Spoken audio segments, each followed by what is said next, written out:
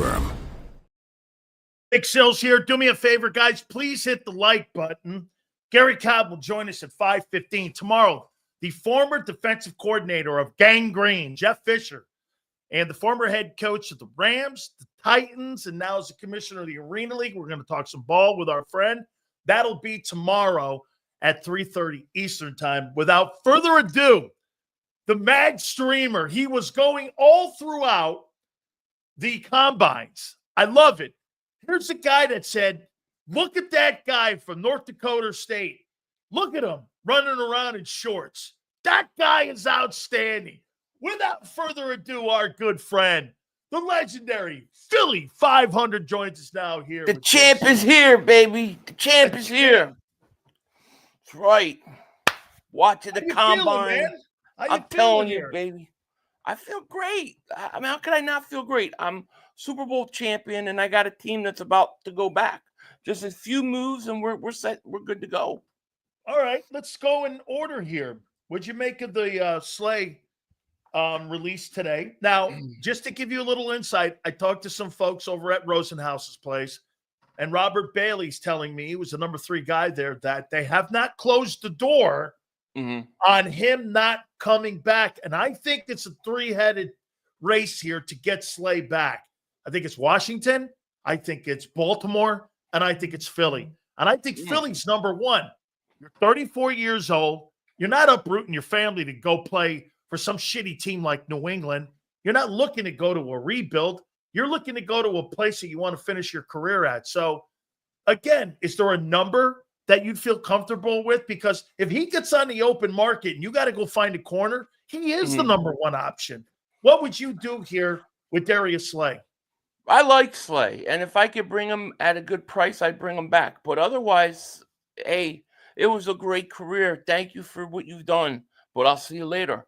You know what? I'll find somebody else. And I don't mean that in a bad way. I'm just, I'm not going to overspend on him, a guy who's going to play 1 more year and then retire, who just was well-fed, just won a Super Bowl. I probably would try to go a different direction, but I'm open to it if he's willing to come back from the right price. I'm not opposed to it, but I don't feel like I have to do it. I definitely don't. I feel like you could bring back Isaiah Rodgers and let him and Ringo compete. I'm open to that. And look, I know, you guys were mentioning it earlier. I've been talking about for the last few days.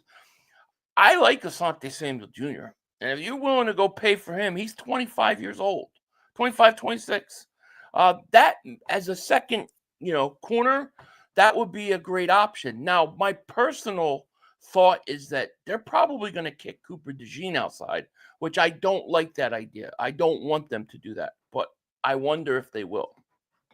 Okay, well, then that affects your nickel corner. Who are you putting in there? It does. Well, I think it's interesting that they spent a lot of their combine talking to a lot of safeties.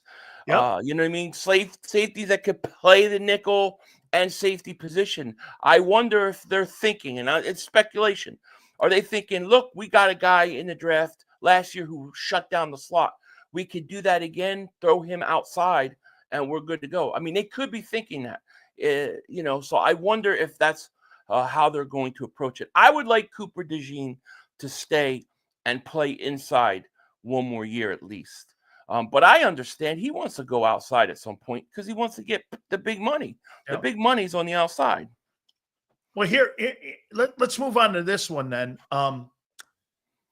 Here was my spin on the Deebo Samuel. Now, look, does that move the needle for DC and for the Redskins that makes it closer to Eagles? No, but what it does do is this. Just like last year, the Barkley move wasn't going to move the needle. The Barkley, Baun, Becton free agent deal, that won the Super Bowl. Those 3 guys were instrumental because you did it as a group. What do you mean Barkley wasn't going to move the needle? Not by himself. If you didn't have Becton that needle was gigantic. Wait, you think if you didn't have Baun playing linebacker for you, you think you're the same unit? I'm not saying you're as good. Or if you're Becton, you're the same. I still think Barkley throws up 2,000 yards. No, I don't either. I definitely do. I do. I think Barkley puts. Oh, so if you don't have Becton in there I think and you don't have Baun on your team, you think Barkley was the only you think Barkley would have won you a Super Bowl? No, I think Barkley's the reason why. I think Barkley gets 2,000 yards. I Okay. think for what he's done for the offense, he moved the needle a lot.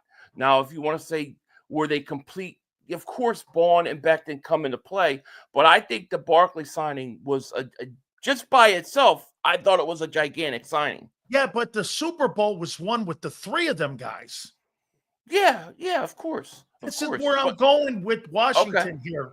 If Washington signs Garrett, Yeah. Baun, hmm they sign Garrett, Baun, and Deebo.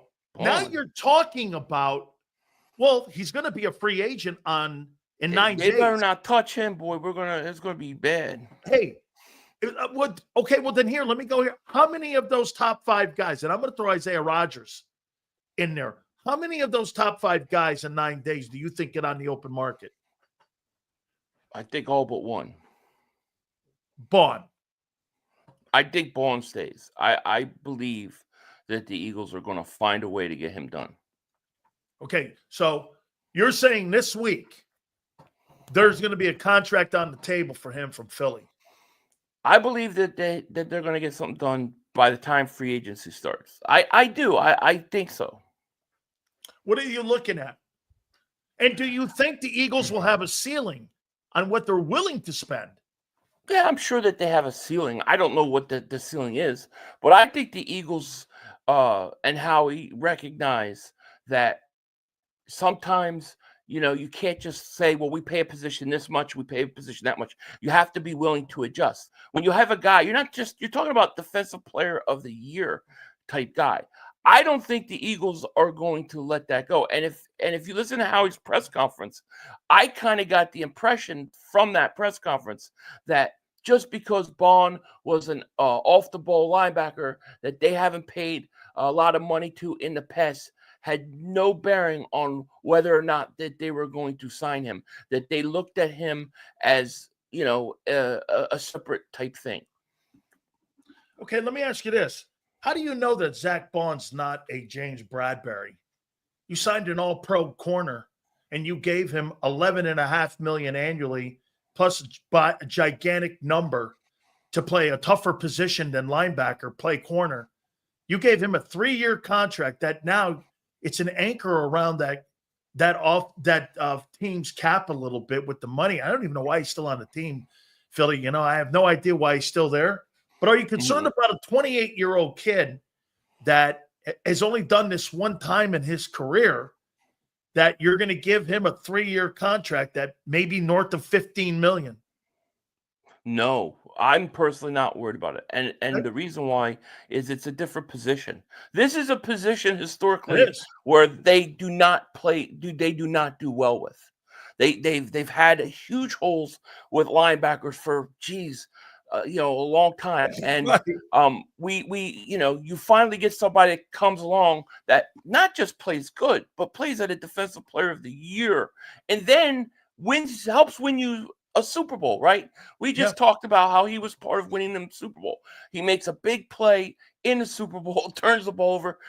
I think that any fear you have that he's a one-hit wonder, if it was I think because of the position, because Nakobe Dean is hurt, because of your historical problems that you've had at linebacker, I think that you can't worry about that much.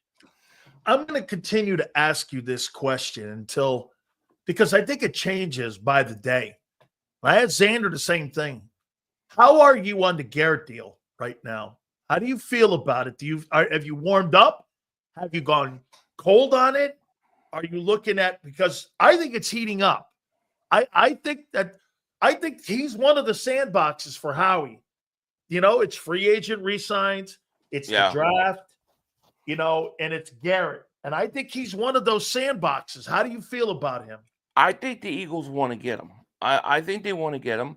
I think I think it would be great, but I also think that we've got to recognize the Eagles are negotiating from a position of power, of strength. We are now Super Bowl champions.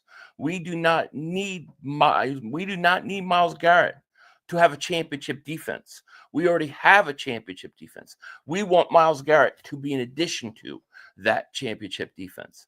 So I think it's very you got to be very careful about wanting to get rid of players that are younger that you have on that team that have already proven that they can win a Super Bowl, that they're good chemistry on this team.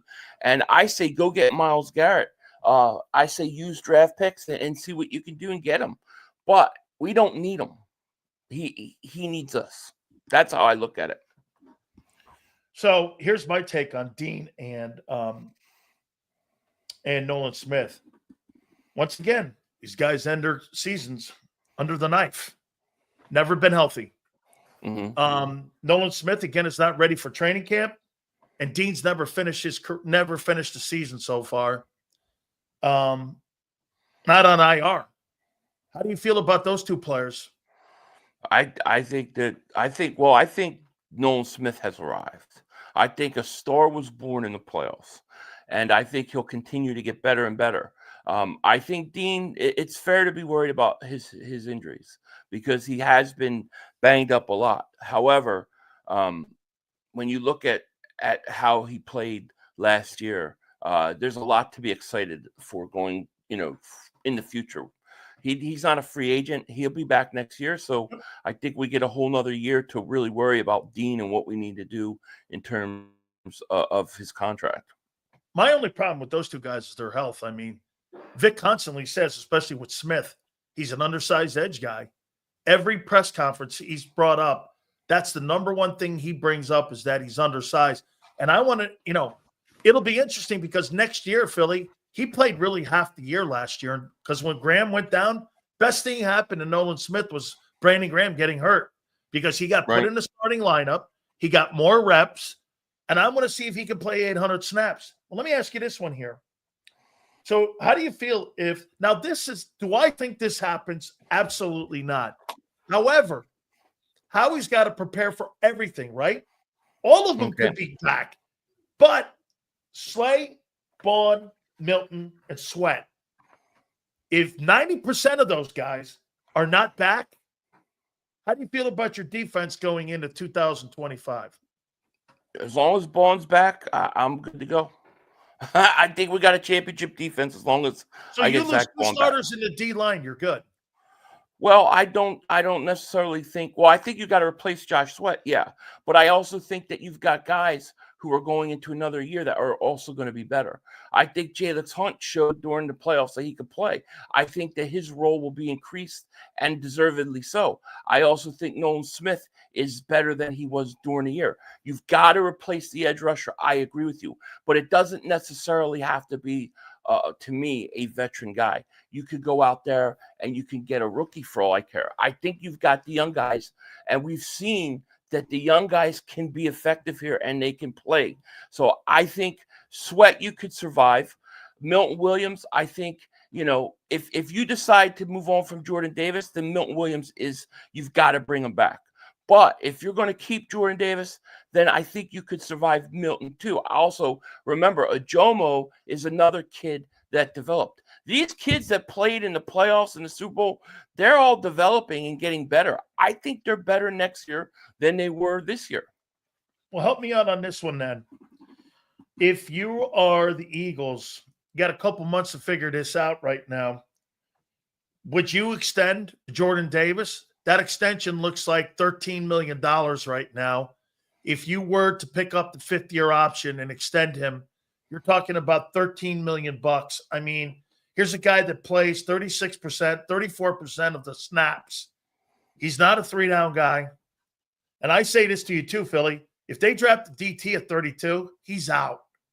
Okay, if they draft the defensive tackle, what would you do? And, hey, do I want the player gone? No. Because I think he made those linebackers have a great year. I think he was part of that whole group playing well there. There's no coincidence, right? Every linebacker had a career year. Well, it's the two dudes in front of him, too, that played exceptional football. What would you do with Jordan Davis? I try to extend him because I think that you probably, if you do an extension, I think you may be able to get a pretty good deal for him because I don't think he's going to get as much in an extension as maybe some other people have. I also think that we saw a turning of the corner of Jordan Davis in the NFC Championship game.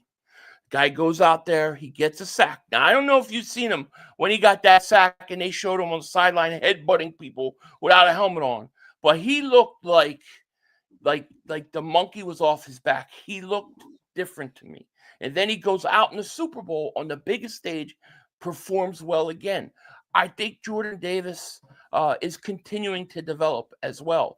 And I think we're so quick to like throw him out and say he's a bust, he's not the guy. I think he's just beginning to come into his own. I would try to sign him, and I think you could get him at a reasonable price. So why not do it? So you're going to sign the cheaper guy because Milton Williams is a better ball player. Milton Williams is right, but he's so going to also you let the better million. But right. No, the price tag is because Zander asked me the same thing. He goes, Sills, you see this guy at $25 million playing in Philly? I go, absolutely not. And I don't see him as a $25 million player.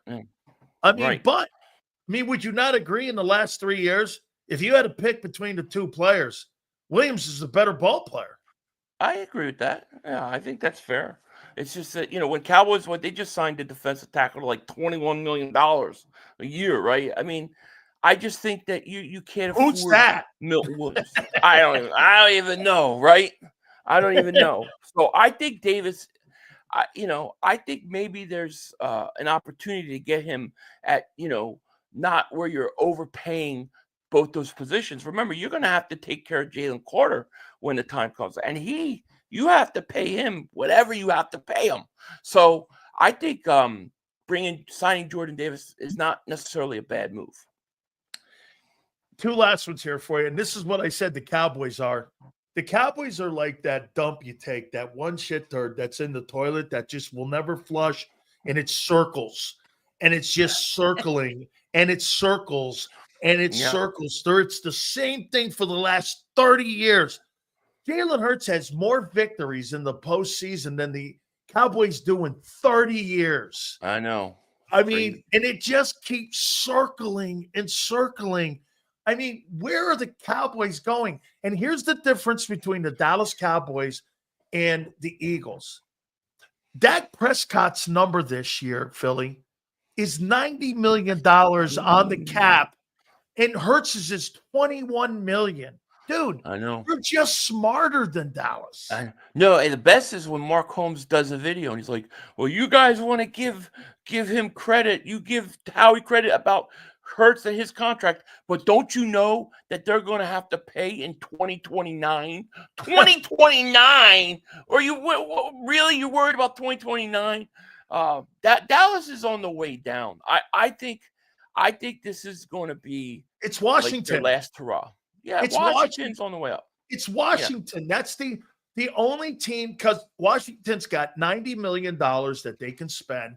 They've got 10 draft picks, and they got a pretty good GM in Adam Peters, man. Right. Gary Jones is just not good. I think Dallas is going to be bad for a couple of years here.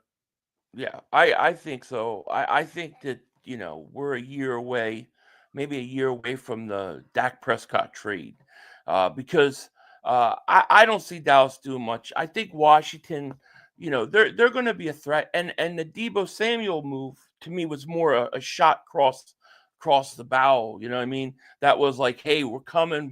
Get ready for us. We're coming after you. So be ready. So I'm not really worried. You got to impress me. You got to impress me a little more, though. Yeah. Yeah. Well, I don't think he changes or turns the needle. No. But to me, it's the statement that they made with that trade is what I pay attention to. I think we're coming. We're gunning for you guys. So we're gonna have to respond. All right. So I watched your show. And by the way, I never watch shows. I watched yours. Okay. So I will tell you this. I saw the notepads and I saw the clipboards and the boards.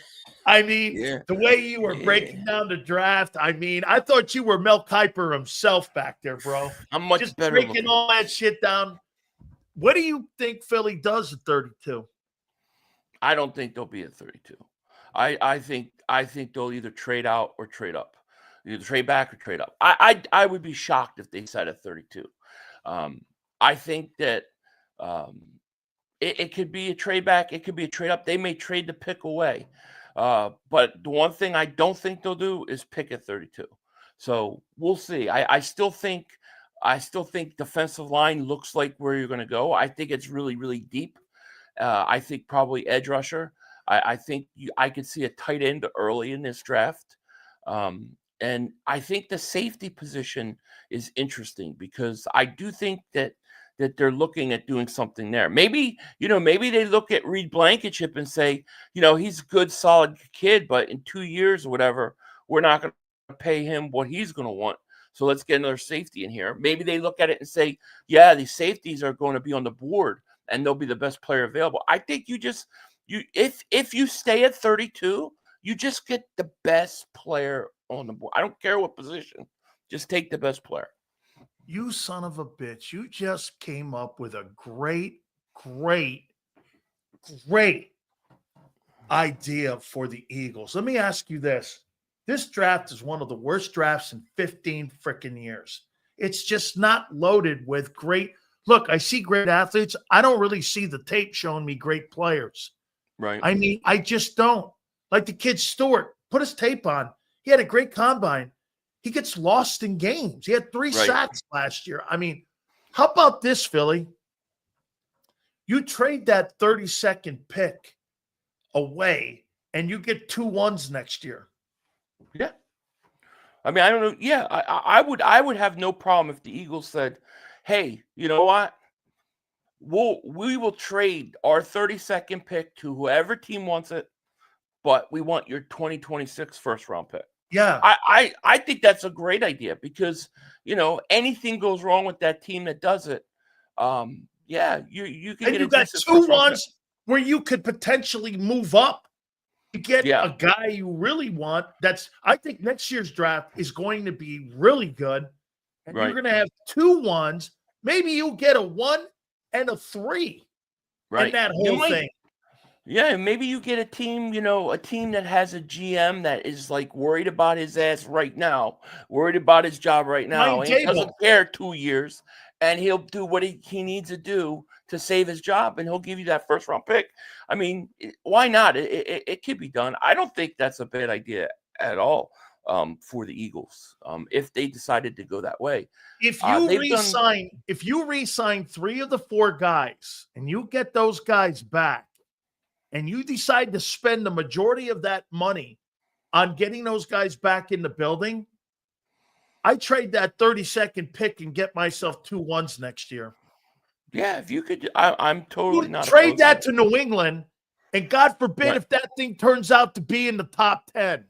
Yeah, I mean, think about this. I mean, how many teams a few years ago do you see come off a Super Bowl that ends up getting a top 10 pick? I mean, dude, they just lost the Super Bowl and they drafted Jalen Carter. I mean, so you got to take chances like that. I don't think it's a bad idea. I think they're deep enough. I think they're good enough that they could afford to play around with those draft picks like that. Boy, I tell you, man, if I get 3 of my 4 guys assigned, and I get them inked down and all them young players and all the guys I have on my roster, and I could take the rest of those draft picks from rounds 2 down, trade up, maybe get myself a couple more picks in the 2nd and 3rd round, because I think between the 15th pick and the 50th pick, I think they're all the same guys.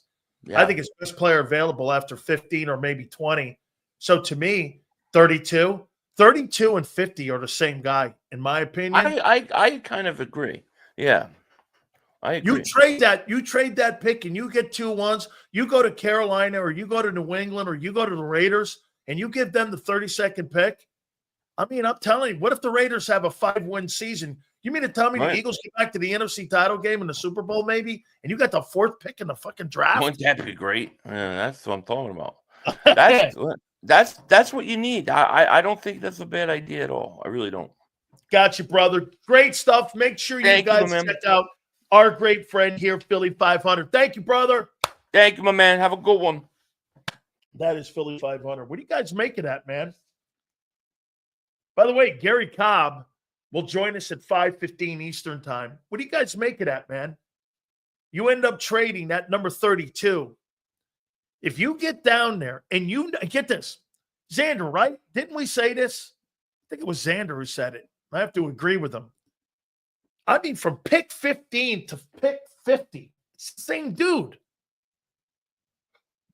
It's the same guy, 236 likes, guys. Let's get those numbers up. Let's see if we can get to 300 by the end of the program. Love to do that. You guys get every one of those players signed. He gave me the idea when I heard trade down or trade up, and I said, why not trade the pick away for next year? If you're able to have a good offseason, I'm trading that pick. You mean to tell me that in the second round, I can get the same pick that I would at 32, and maybe Jack Sawyer's there, and I get 2 1s next year? What are we talking about? Then next year, you're talking about potentially being in the top 5 if you make that trade. Because here's what's going to happen. Cleveland wouldn't do it, but Cleveland's got a lot of assets because of what happened with Houston. Okay? With the Deshaun Watson trade. I'm just saying, to me, I think the second best option is trading that pick away and getting a first-round draft choice in 2026. Because when I look at this draft and I look at free agency, I'm just not going to sign somebody when I can have the same guy at 52 that I have at 32. Okay? Can you imagine the Philadelphia Eagles next year? You win the Super Bowl.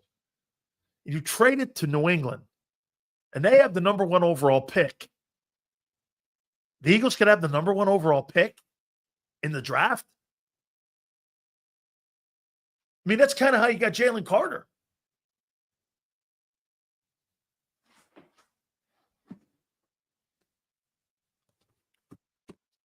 Strategically,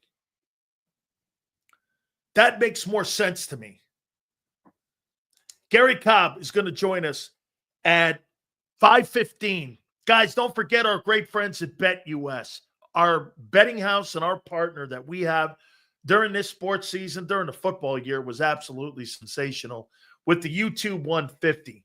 Absolutely great. We're imploring you to check out their website and absolutely understand what we've been talking about now for the entire football season. Now you're in baseball coming up. You're in basketball. We got the YouTube 150. It's sign-in bonuses up to $2K. And also, your second and third are 125%. Go to betus.com.pa. That's betus.com.pa. Fastest payouts in the business. 24/7 personalized service, 365 days of the year. Live wagering on all major games. The home of Michael Vick, the new Norfolk State head football coach. Go to betus.com.pa. That's betus.com.pa. And do me a favor, you tell them Big Sil sent you. This is Eric,